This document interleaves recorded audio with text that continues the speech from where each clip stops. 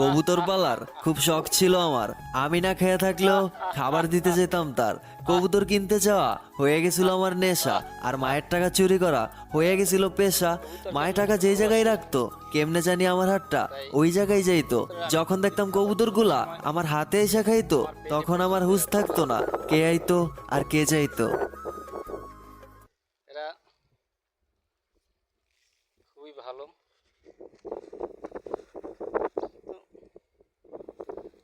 মালেরা ডিম দেয় না, মালেরা ডিম দেয় না, এমনি ভালো।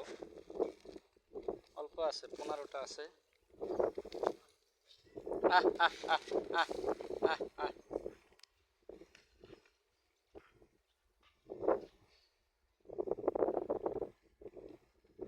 খুবই ভদ্র আছে। খা খা। কবুতর আমার সবচেয়ে পছন্দ।